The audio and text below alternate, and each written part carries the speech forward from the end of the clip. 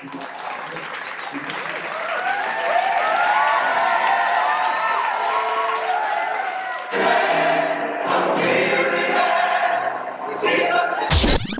are honored to have Mayor Bowser be with us tonight. Knowing that she has only been in office for less than a week, we have had a strong and productive relationship with her as a member of City Council, and we are looking forward tonight to the first step in building a strong and even stronger relationship with her as mayor. And so it's a great sign tonight that the mayor has chosen to be with us tonight and to listen to the voices of the people.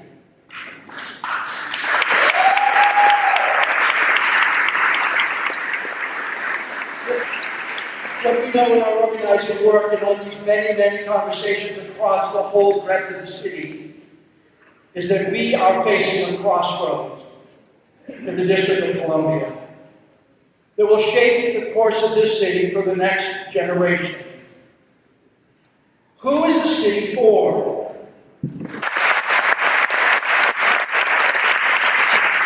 So I wanted to be here tonight in my first week on the job.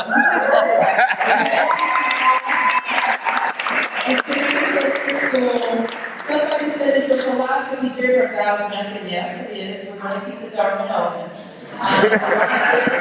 Pick up the trash and do the things that you pay me to do. Even in your first few days as mayor, we've heard that you know and remember what still grieves us. In your inaugural address, when you remembered dear Alicia Rudd and her abduction while at the DC General Family Shelter, you were speaking to our hearts, and we heard you. We all know that warehousing our children and their parents next to the jail and the morgue is a nightmare that has to end. Yes.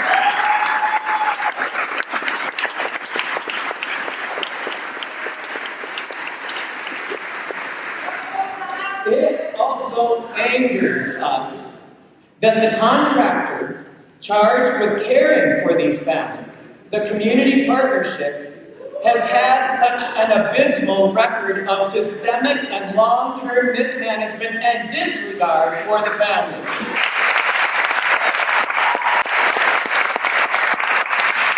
So we have to have tough conversations around building transitional housing.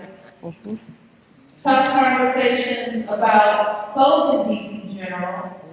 Tough conversations about revitalizing Berry Farm.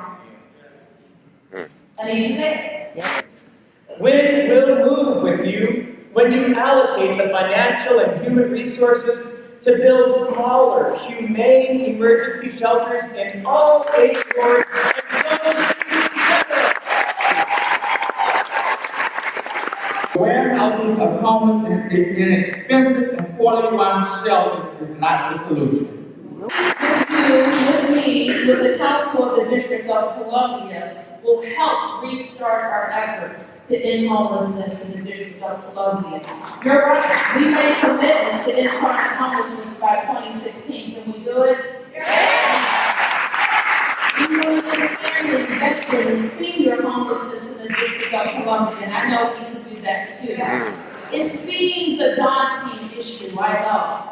Especially on cold nights like this, and when we drive by and we see our neighbors on the street, we're all reminded the great responsibility that we have to work to make sure that we are indeed our brother's keepers and that we can do better with homelessness. No one should have to live in the streets, in abandoned buildings, under our bridges, and in our parks. And that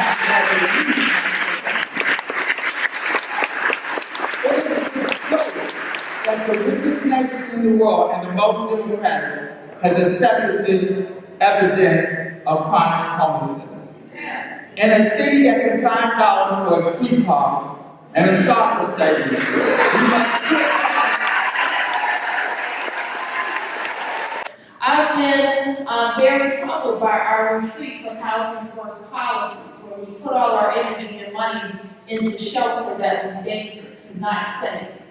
And we retreated from policies that were working that said, if you have a house, then you can focus on any other issue that led to homelessness.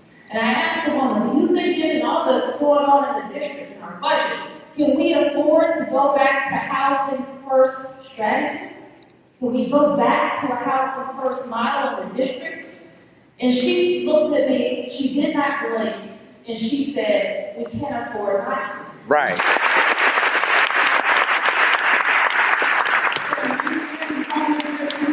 Chronic homelessness, when can we?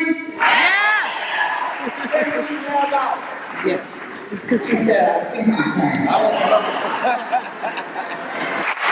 And with you, we will move to allocate more resources to the Department of Human Services for permanent supportive housing so that more people like Dee Curry, another 300 people, will move home.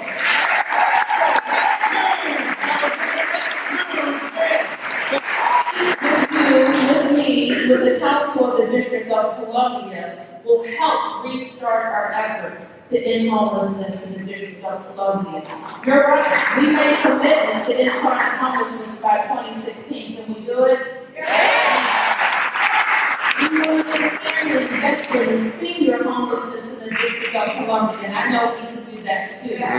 It seems a daunting issue, I know. Especially on cold nights like this, and when we drive by and we see our neighbors on the street, we're all reminded the great responsibility that we have to work to make sure that we are indeed our brother's keepers and that we can do better with homelessness. We still listening. We know that fulfilling the pledge and your promise to end chronic homelessness in the district by 2016 will take a lot of hard work. And we know what that means, don't we, Win? A lot of organized people and a lot of organized power. Right, Win? Now, I'm sure you've heard of a commitment that I've also made.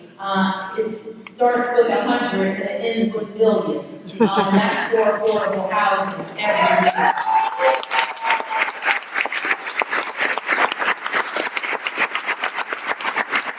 It starts with 100 and it ends with a million.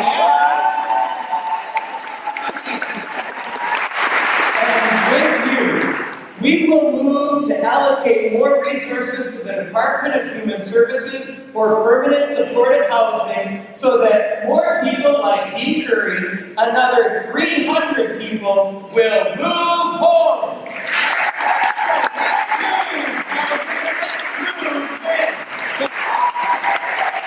But one thing we know, it is time for us to get to work. There are thousands of unemployed residents in Ward 7 and around the city who want to be a part of building this city. Building housing and running our transportation system and creating a decent water and sewer system that does not send raw sewage into our waterways every time it rains hard. We look forward to working with the new mayor to seize the opportunity to build a District of Columbia of the future.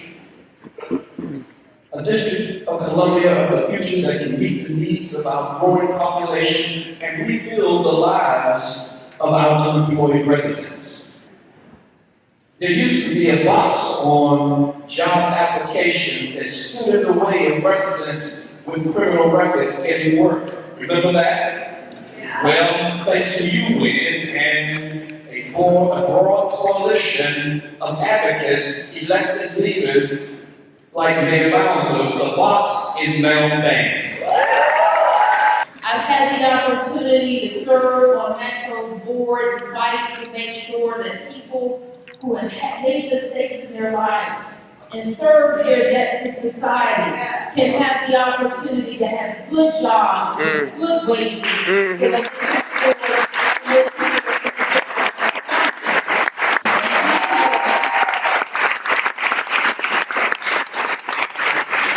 Now, we have some good paying jobs in our own government.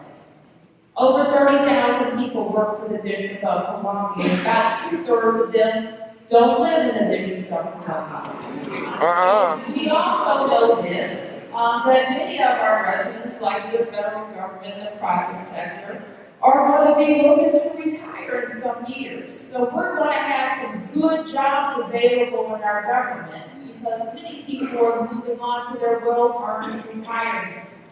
We want to make sure we're training and getting in line for those jobs our residents. And so that's what we call the DGS Academy. That's our Department of General Services. You can also call it a Public Works Academy. You could also call it Get Ready for Metro Jobs Academy. You could also call it Get Ready for the WASA Jobs Academy. Because what it will do is make sure that our residents have the skills, life skills, hard skills, that will get them prepared for those jobs as they become available. So we are going to make sure that the framework for that DGS DPW Academy is ready to launch in the first 100 days of the Bowser administration. We also call it Get Ready for the WASA Jobs Academy. Because what it will do is make sure that our residents have the skills, life skills, hard skills, that will get them prepared for those jobs as they become available. So we are going to make sure that the framework for that DGS DPW Academy is ready to launch in the first 100 days of the Bowser administration. Viewers who are irresponsible. They can choose to make their guns safer. For 20 years, American taxpayers have been funding research and development for what they call smart guns. Smart guns, guns that only shoot if the trigger is being pulled by the authorized user. You don't believe me? It's true. Apple already beat them to it. It's called the thumbprint enabled smartphone. If you have a smartphone, you can have a smart gun.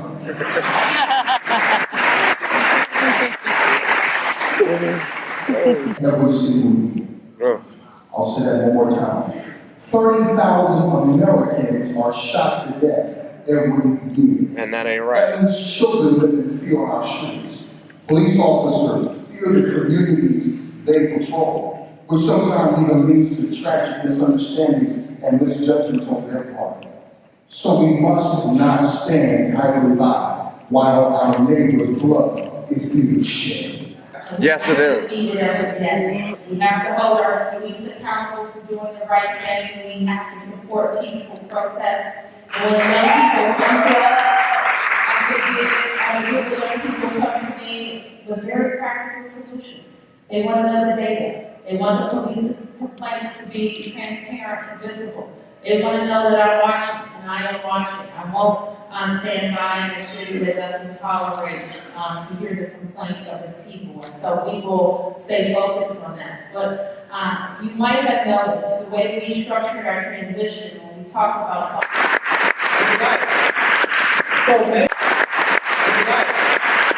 So Mayor Bowser, because of our relational power within and among our congregations, and because of your words and actions already in these first few days of your administration, we do see a new day dawning for those of us and our neighbors who are homeless. And we're ready to move with you into this new day. But I'm going to need your help too. So I'm happy always from year to year to be challenged by men. And so here's my challenge to you. When it gets tough, and it will, I need you there. We'll roll with you. I don't think about fellow man. I don't think of you. But when the clouds appear, the rain comes falling down, I find myself once again kneeling on the ground. Please, sweet Jesus,